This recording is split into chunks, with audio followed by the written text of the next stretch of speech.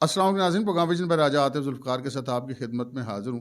خبر یہ ہے کہ پاکستان مسلم لیگ نون اور پاکستان پیپلز پارٹی میں جبری شادی فائنل ہو گئی ہے۔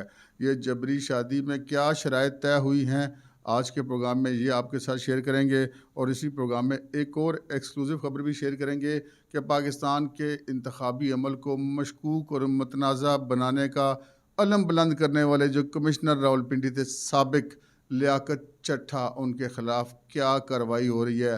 سنا ہے کوئی ایسی دفعات عائد کی جا رہی ہیں، ان کے خلاف مقدمہ درج کرنے کا فیصلہ کیا گیا ہے جن کی سزا موت بھی ہو سکتی ہے۔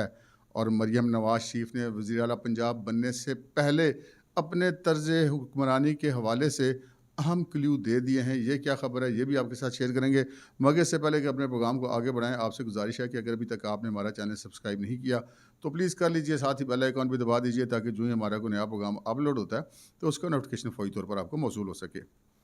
پروگرام کا باقاعدہ آغاز کرتے ہیں جی خبر کے ساتھ، اور وہ خبر ہے جو پاکستان تحریک انصاف ہے، ان کے سارے امیدوار جو قومی اور صوبائی اسمبلی کے ہیں وہ تو آپ کو پتہ ہی ہے کہ آزاد حیثیت سے منتخب ہوئے ہیں، تو اب ان کو ایک ڈسپلن کے اندر باندھے رکھنے کے لیے ضروری ہے کہ جو پاکستان تحریک انصاف کے اراکین ہیں ان کو کسی اور پارٹی میں شامل کرایا جائے، ورنہ تو پھر ہر بندہ اپنی اپنی اڑان کے لیے آزاد ہوگا، اور پہلے ہی کافی سارے ان کے بندے ان کو نہیں مل رہے ہیں پاکستان تحریک انصاف کو، تو ان کی پہلے مختلف آپشنز تھے ان کے پاس۔ پہلے جماعت اسلامی کے آپشنز پر بات ہوئی، پھر وہ پتہ چلا کہ وہ بیل منڈھیری چڑھی، پھر مجلس وحدت المسلمین والا معاملہ ہوا، اب پتہ چلا ہے کہ اس سے بھی رجوع کر لیا گیا ہے، اور آج جو ہے پتہ چلا ہے کہ جو سنی اتحاد کونسل ہے علامہ حامد رضا والی، اس کے اندر اب پاکستان تحریک انصاف نے شامل ہونے کا ان کے اراکین نے فیصلہ کیا ہے۔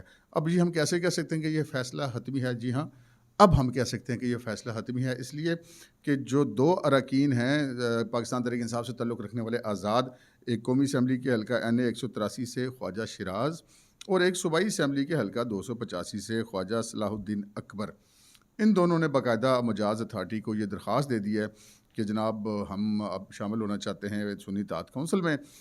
ابھی جو تحریک انصاف کے جتنے اراکین اسمبلی ہیں ان کی جو والی وارث ہے وہ فی الحال سنی اتحاد کونسل ہوگی۔ جو اگلی خبر ہے وہ میرے لیے بڑی نہ صرف یہ کہ حیرت انگیز ہے بلکہ الارمنگ بھی ہے۔ حیرت انگیز اس لیے ہے کہ جو عمر ایوب صاحب ہیں ان کو وزارت عظمیٰ کے لیے نامزد کیا پاکستان تحریک انصاف نے اپنا امیدوار، لیکن ان کو وزیر اعظم بنوانے کے لیے باقاعدہ کوششیں شروع ہو گئی ہیں، اور وہ کوشش جو سب سے پہلی نظر آئی وہ ہمیں ایک سینئر جرنلسٹ انصار عباسی کی طرف سے نظر آئی۔ اب انصار عباسی نے کیا کر دیا وہ آپ کو بتاتے ہیں۔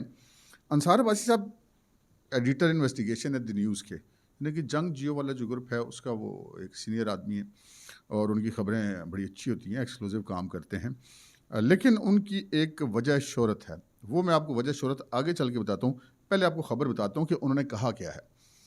انہوں نے یہ کہا ہے کہ جی چونکہ اسمبلی کے اندر کسی پارٹی کو واضح اکثریت نہیں کہ وہ سادہ اکثریت سے حکومت بنا سکے، تو اگر سنگل لارجسٹ پارٹی نے ہی حکومت بنانی ہے تو پھر پاکستان تحریک انصاف کے جو امیدوار ہیں عمر ایوب، ان کو وزیر اعظم بننا چاہیے۔ اب بندہ یہ پوچھتا ہے کہ بھائی ایک بندے کے پاس وہ سادہ اکثریت نہیں ہے، کوئی اتحادی بھی اس کے ساتھ نہیں ہے، تو پھر وہ کیسے وزیر اعظم بن سکتے ہیں؟ تو اس کا بھی جناب انتہائی فراخ دلانہ قسم کا حل بتایا ہے انصار عباسی نے، اور کہا ہے کہ جی چونکہ باقی جو پارٹیاں ہیں وہ بھی اس پوزیشن میں نہیں، حالانکہ پیپلز پارٹی اور مسلم لیگ اگر ملتے ہیں یا کوئی بھی تین میں سے دو پارٹیاں ملتی ہیں تو حکومت بنا سکتی ہیں، لیکن انصار عباسی صاحب حیرت انگیز بات کر رہے ہیں۔ وہ کہتے ہیں کہ جی عمر ایوب صاحب وزیر اعظم کے امیدوار ہوں اور باقی کوئی پارٹی ان کے مقابلے میں اپنا امیدوار ہی کھڑا نہ کرے، یعنی کہ وہ یہ بتا رہے ہیں کہ ایک ایسی حکومت بن جائے جس میں وزیر اعظم تو چلیں ٹھیک ہے بلا مقابلہ ہو جائے گا، پھر وہ اعتماد کا ووٹ کدھر سے لے گا؟ پہلا سوال تو یہ ہے، اعتماد کا ووٹ تو اس کے بعد اس کے پورے نہیں ہوں گے، اوکے چلیں اس کا بھی کوئی حل نکل آئے گا، لیکن کیا عجیب منظر ہوگا کہ جو اقلیت میں لوگ ہیں وہ حکومتی بینچوں پہ بیٹھے ہوں گے اور جو اکثریت میں لوگ ہیں وہ اپوزیشن بینچوں پہ بیٹھے ہوں گے، تو یہ کوئی کوئی لاجیکل بات نہیں ہے۔ لیکن اس کے باوجود انصار عباسی نے یہ بات کیوں کی؟ وہ انصار عباسی جو خصوصی طور پہ مشہور ہیں ان خبروں کے لیے جو کہ ہماری مسلح افواج کی طرف سے آتی ہیں، جو اس طرف سے خبریں آتی ہیں، کوئی بھی ایسا معاملہ ہوتا ہے جس پہ پاک فوج کا موقف ہو تو عموماً انصار عباسی صاحب وہ پاک فوج کے اندر ان کے بڑے اچھے ذرائع ہیں اور وہ وہاں سے رابطہ کر کے تو ان سے موقف لے لیا کرتے ہیں. لیکن اگر ایسا بندہ جس کی بطور صحافی وجہ شہرت ان کی ایکسکلوزیو سٹوریز کے علاوہ یہ بھی ہو کہ جب کوئی پاک فوج سے موقف نہیں لے پا رہا ہوتا، رابطہ نہیں ہو پا رہا تھا کسی معاملے پہ، تو انصار عباسی صاحب آگے آتے ہیں اور وہ جو ان کا پوائنٹ آف ویو ہے وہ سامنے رکھتے ہیں. ان کی طرف سے یہ رائے آنا جو ہے وہ بہت زیادہ الارمنگ بات ہے. اب کیا یہ ان کو ایسے ہی کسی ذریعے سے کہا گیا ہے یا کہ یہ ان کی اپنی خواہش ہے کہ عمر ایوب صاحب وزیر اعظم بن جائیں یا تحریک انصاف اقتدار میں آ جائے؟ اب یہ چیز دیکھنے والی ہے. اچھا، اب یہ جو معاملہ ہے عمر ایوب والا، یہ اس سے ہم آگے بڑھتے ہیں، اگلی خبر کی طرف آتے ہیں جناب. اور اگلی خبر ہے مریم نواز شریف کے بارے میں. مریم نواز شریف کے بارے میں بہت ساری باتیں ہوتی ہیں اور جو سب سے زیادہ ان کے حوالے سے ایک مسکنسیپٹ میں سمجھتا ہوں کہ وہ بات درست ہے نہیں. جتنی کہ وہ بات کی جاتی ہے، ہو سکتا ہے کسی حد تک وہ درست بھی ہو، لیکن جو ہم نے دیکھا آج تک ان کو جس طرح وہ کسی ایئرپورٹ پہ چلی جاتی ہیں تو وہ لوگوں میں بچوں سے بڑی اچھی طرح ملتے ہیں. وہ مطلب وہ اس طرح والا ان کا رویہ نہیں ہوتا جیسے وہ متکبرانہ اور کھچے رہنا لوگوں سے یا اپنے آپ کو بہت زیادہ توپ چیز سمجھنا. ایسا رویہ ان کی طرف سے کبھی دیکھنے میں نہیں آیا. نہ صرف یہ کہ وہ جلسوں میں ان کا رویہ ایسا نہیں ہوتا، بلکہ وہ کسی ایئرپورٹ پہ جا رہی ہوں، کسی بازار سے گزر رہی ہوں، تو اگر کوئی بچہ ان کے ساتھ اگر تصویر بنانا چاہتا ہے، ان سے ملنا چاہتا ہے، تو رکتی ہیں، پیار سے شفقت سے بات کرتی ہیں. تو ان کی وہ جو متکبرانہ ان کے حوالے سے ایک، میں تو اس کو فیک پروپیگنڈا مہم سے کہوں گا جو ان کے حوالے سے چلتی رہتی ہے.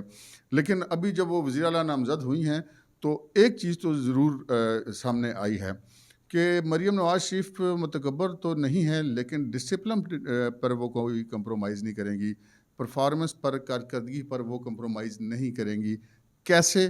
وہ ایسے کہ آج مریم نواز شریف صاحبہ کا ایک بیان آیا ہے. اور یہ بیان کب آیا ہے؟ وہ جو کمشنر راولپنڈی والا واقعہ ہوا کہ انہوں نے کہا جی میں نے دھاندلی کی اور میں اعتراف کرتا ہوں اور جی اور وہ جو بھی ہے. اب وہ اس کے بعد ایک بیوروکریسی کے اندر ایک انریسٹ کی کیفیت ہے، ایک غیر یقینی صورتحال ہے. کل رات کو ہی جو ہے وہ پورا جو ڈی آر اوز تھے اور آر اوز تھے، انہوں نے بیٹھ کے پریس کانفرنس کی، جناب ہمارے ساتھ کوئی ایسا معاملہ نہیں ہوا، کمشنر صاحب جو ہیں وہ غلط بیانی سے کام لے رہے ہیں. لیکن بہرحال وہ پریشان تو ہوتے ہیں ہر بندہ. پورے پنجاب میں جتنی بیوروکریسی ہے وہ سبھی آر اوز اور ڈی آر اوز تھے، تو اب انہوں نے کام بھی تو کرنا ہے. تو مریم نواز کا اس موقع پر ایک بڑا امپورٹنٹ بیان سامنے آیا ہے. مریم نواز اپنے بیان میں یہ کہتی ہیں کہ جی بیوروکریسی کو قانون شکنی پر اکسانے والوں سے قانون کے مطابق نمٹیں گے. پھر وہ کہتی ہیں بیوروکریسی کو دھمکیوں کا مطلب ریاستی نظام میں انتشار پیدا کرنا ہے اور جس کی کھلی چھوٹ دینا تباہی کی دعوت دینے کے مترادف ہے. اور وہ یہ کہتی ہیں کہ افسران گھبرائیں نہیں، دھمکیوں سے مرعوب نہیں ہوں، یعنی ان کا کہنا ہے کہ افسران گھبرائیں اور نہ ہی دھمکیوں سے مرعوب ہوں اور قانون کے مطابق اپنے فرائض انجام دیں. پھر وہ کہتی ہیں کہ افسران کی سلامتی کو خطرے میں ڈالا گیا تو ان کے ساتھ آہنی ہاتھوں سے نمٹا جائے گا، یعنی کہ جو افسران کی سلامتی کو خطرے میں ڈالیں گے اور افسران کی سیکیورٹی کو یقینی بنایا جائے گا. یہ سلامتی والی بات انہوں نے کیوں کہی ہے؟ ہمارے ملک میں انفارچونیٹلی ایک رواج ڈالا ہے پاکستان تحریک انصاف نے افسروں کو دھمکیاں دینے کا.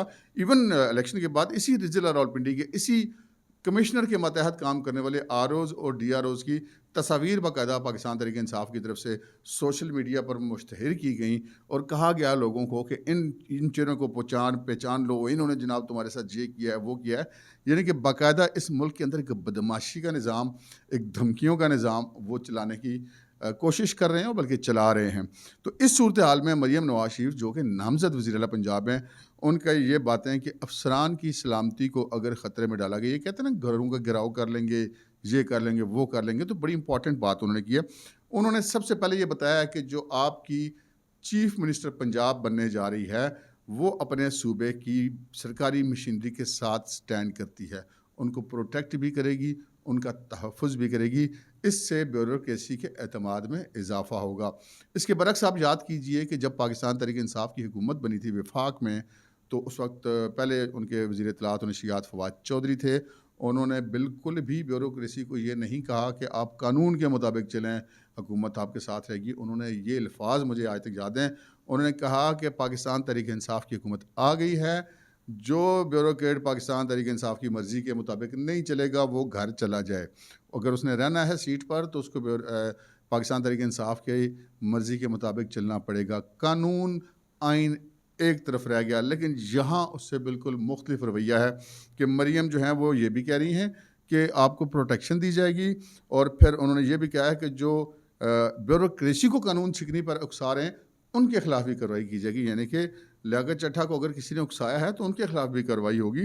تو یہ بڑا امپورٹنٹ ہے، جس سے آپ اندازہ کر سکتے ہیں کہ مریم کا طرز حکمرانی کیا ہوگا، جو پاکستان کی بھی اور پنجاب کی بھی، پاکستان کے کسی بھی صوبے کی اور پنجاب کی پہلی خاتون وزیر اعلیٰ ہوں گی. تو بہرحال ان کے پاس ایک ایکسپیرینس ہے. لوگ کہتے ہیں نا ایکسپیرینس نہیں ہے، ان سے زیادہ ایکسپیرینس کس کے پاس ہوگا؟ اور اس کے والد صاحب ان کے ساتھ موجود ہوں گے، جو 2 دفعہ وزیر اعلیٰ رہے، 3 دفعہ وزیر اعظم رہے. ان کے چچا ان کے ساتھ ہوں گے جو 4-5 دفعہ وزیر اعلیٰ رہے اور وزیر اعظم ہوں گے، تو دوسری دفعہ وزیر اعظم بھی بننے جا رہے ہیں، تو وہ ان کے لیے مسئلہ نہیں ہوگا. لیکن اس سے اندازہ ہو جاتا ہے کہ مریم نواز بڑی اسٹرانگ فوٹنگ پر، بڑی مضبوط وزیر اعلیٰ ہونے والی ہیں. ویسے بھی ان کو ایک سادہ اکثریت تو حاصل ہے، ان کو وہ عدم اعتماد والا یا وہ تھریڈ وغیرہ والا معاملہ تو ہے نہیں. اگلی خبر کی طرف بڑھتے ہیں جناب. اگلی خبر ہے جو پاکستان مسلم لیگ نون اور پاکستان پیپلز پارٹی کے درمیان، جو میں نے آپ سے عرض کی کہ جبری شادی والا معاملہ ہو رہا ہے. وہ آپ کو پتہ ہی ہے کہ جب یہ حکومت سازی کا معاملہ ہوا اور ہم نے دیکھا کہ اسمبلی کے اندر کسی پارٹی کو واضح اکثریت حاصل نہیں تھی، تو بڑی سمپل سی بات ہے کہ پاکستان تحریک انصاف، پاکستان مسلم لیگ نون اور پاکستان پیپلز پارٹی میں سے کوئی بھی 2 اگر آپس میں مل جائیں تو وہ حکومت بنا سکتے ہیں. اب کوشش کی عمران خان صاحب نے، پہلے تو مولانا صاحب کے پاس اپنا وفد بھیجا، پھر کوئی میسیجنگ انہوں نے رابطے آصف علی زرداری سے بھی کیے، لیکن وہ بات بن نہ سکی. اس کی وجہ یہ ہے کہ چونکہ عمران خان صاحب اس وقت خود بھی اندر ہیں، بہت سارے کیسز ہیں ان کے اوپر، بہت ساروں میں ان کو سزا بھی ہو چکی ہے، اور 9 مئی کے کیسز ان پر اور ان کی پارٹی کے اوپر ہیں. تو شاید آصف علی زرداری صاحب جو ہیں وہ دلچسپی نہیں لیں گے کہ وہ عمران خان کے اوپر وہ ٹرسٹ نہیں کر سکتے، بلکہ عمران خان کے اوپر کوئی بھی ٹرسٹ نہیں کر سکتا جس طرح کا ان کا ٹریک ریکارڈ ہے. تو وہ اب آپشن یہ 2 ہیں کہ یا تو وہ گھر بیٹھ جائیں، تو یا پھر وہ مسلم لیگ نون کے ساتھ چلے جائیں. تو اب بلاول صاحب پرائم منسٹر بننا چاہتے تھے، اور اب جلسوں میں بھی کہتے رہے میں بننا چاہتا ہوں. کوئی بری بات بھی نہیں ہے، سیاستدان کی خواہش ہوتی ہے، اس کا حق ہے. لیکن مسلم لیگ نون نے پہلے نواز شریف صاحب نے کہا کہ جی ٹھیک ہے شہباز شریف صاحب آپ حکومت سازی کے لیے کوششیں کریں، شہباز شریف ہمارے وزیر اعظم کے امیدوار ہیں، اور شہباز شریف صاحب نے اس حوالے سے کام بھی شروع کر دیا. لیکن جب پیپلز پارٹی کے ساتھ نیگوسیشن ہوئی تو ایک بہت بڑی مطالبات کی لسٹ آ گئی. انہوں نے کہا کہ جی ہم وفاقی حکومت میں تو آپ کے ساتھ نہیں بیٹھیں گے، یعنی کہ حکومت کی پرفارمنس کی ذمہ داری پیپلز پارٹی پر نہیں آئے گی. اتحادی وہ ہوں گے، اپوزیشن بینچوں میں بھی وہ نہیں بیٹھیں گے، حکومتی بینچوں میں بیٹھیں گے، وزیر اعظم کے اعتماد کا ووٹ بھی دیں گے، لیکن وہ کوئی وزارت نہیں لیں گے. اوکے، یہ تو بڑی اچھی بات ہے، بڑا گڈ ہے، لیکن اتنی بات سادی نہیں ہے. انہوں نے اس کے متبادل جو شرائط رکھی وہ ایسی ہیں کہ بندہ کہتا ہے یار یہ کیا ہے. وہ کہتے ہیں جی صدر بھی ہمارا ہوگا، چیئرمین سینٹ بھی ہمارا ہوگا، اسپیکر قومی اسمبلی بھی ہمارا ہوگا، پنجاب کا اسپیکر بھی ہمارا ہوگا، گورنر بھی ہمارا ہوگا، بلوچستان کی حکومت بھی ہماری ہوگی، اسپیکر گورنر بھی ہمارا ہوگا. تو یہ سارا کچھ تو پھر یعنی کہ جتنے ایسے ہوتے ہیں کہ حکومت ختم بھی ہو جائے تو وہ اپنی جگہ پہ برقرار رہیں، وہ تو پیپلز پارٹی کے پاس ہوں گے، لیکن پرفارمنس کی ذمہ داری ان کے پاس نہیں آئے گی. تو پھر نواز شریف صاحب نے چاہیے، میں نے آپ کو 7-8 بتائیں، بنیادی طور پر 28 مطالبات کی لسٹ تھی، آپ اندازہ کر لیں گے پھر اور کتنے ہوں گے، کافی سارے اس میں اور بھی ہوں گے. تو پھر یہ معاملہ کیسے ہوگا؟ نواز شریف نے کہ جب وہ لسٹ سنی، نواز شریف صاحب نے کہا کہ جی کوئی ضرورت نہیں ہے حکومت بنانے کی، آپ بیٹھ جائیں آرام سے. وہ ٹھیک ہے پی ٹی آئی کی ساتھ مل کے حکومت بنا لیں، جو مرضی کریں، ہم بیٹھ جاتے ہیں، پنجاب میں ہماری اکثریت ہے، ہم حکومت بنائیں گے، چلائیں گے. وفاق میں بھی آصف زرداری صاحب جانے اور پی ٹی آئی جانے. اب وہ پریشانی شروع ہو گئی کہ اب کیا ہوگا. ادھر والا تو کوئی معاملہ بن نہیں رہا تھا، باقی جو اتحادی ہیں ان کے ساتھ اگر وہ اتحاد کر بھی لے، پی ٹی آئی اکیلے یا آصف زرداری صاحب پیپلز پارٹی اکیلے، تو حکومت بن نہیں سکتی. تو پھر یہ پتہ لگا کہ جناب کچھ جو مقتدر قوتیں ہیں وہ اس معاملے پہ کودیں اور دونوں پارٹیوں کو جسے کہتے ہیں کان کرا دیے. کان کیسے کرا دیے؟ مسلم لیگ نون کو ہمارے ذرائع کا یہ کہنا ہے کہ یہ کہا گیا کہ دیکھیں آپ وفاق میں حکومت بنائیں، ادروائز پھر پنجاب میں بھی آپ کے لیے حکومت بنانا بڑا مشکل ہو جائے گا. اگرچہ کہ ان کی اکثریت ہے، وہ بہرحال وارننگ تو دی جا سکتی ہے. اسی طرح یہ بھی پتہ چلا کہ زرداری صاحب کو بھی کہا گیا کہ جی وفاق میں آپ نون لیگ کے ساتھ شیئر کریں، اگر آپ ان کے ساتھ شیئرنگ نہیں کرتے تو پھر آپ کے لیے سندھ میں مشکلات پیدا ہو جائیں گی، اور بلوچستان کو ان کے ہاتھ سے نکلے گا.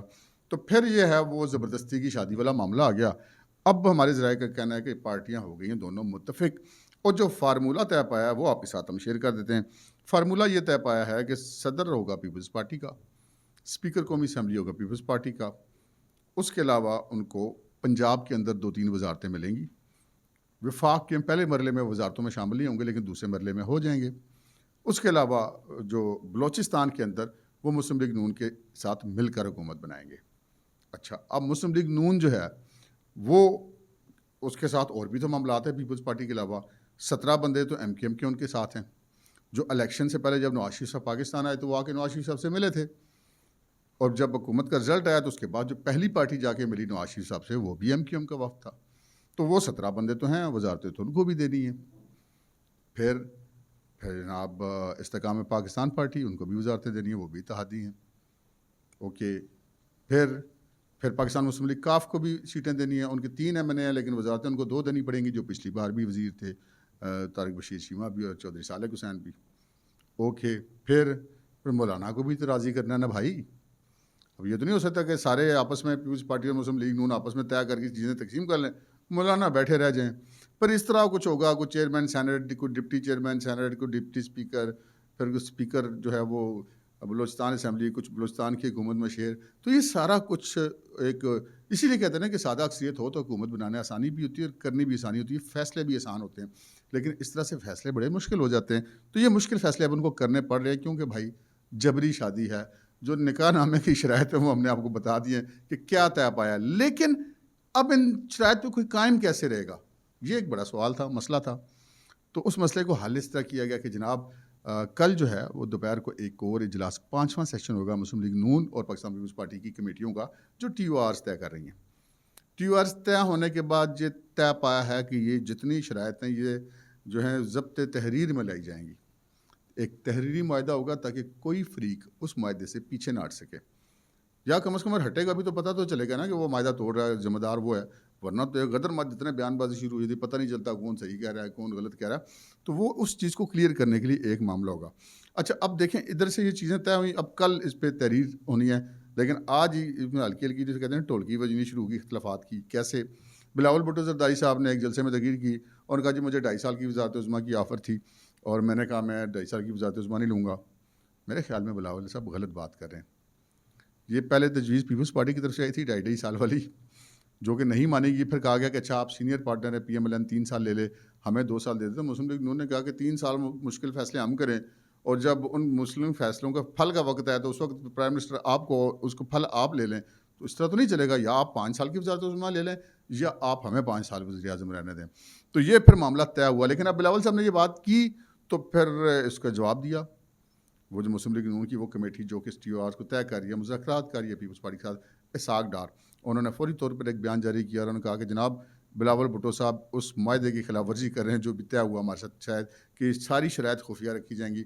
آپ نے جلسوں میں جا کے باتیں کرنی شروع کر دی، صدر زرداری ہوں گے اور فلانا فلانا یوں ہوگا اور وہ ہوگا۔ انہوں نے کہا کہ جی اس طرح نہیں ہوگا۔ انہوں نے پیپلز پارٹی سے قیادت سے رابطہ بھی کیا اور ان کو یہ میسیج بھی پہنچا دیا ہے۔ سو یہ آج کے دن میں بڑا امپورٹنٹ ہے حکومت سازی کے حوالے سے۔ آپ کو اس جبری شادی کی جانج چڑھتی ہوئی نظر آئے گی۔ اب ہیر روئے یا چیخیں مارے، ڈولی تو چڑھنا ہی پڑے گا دونوں فریقوں کو۔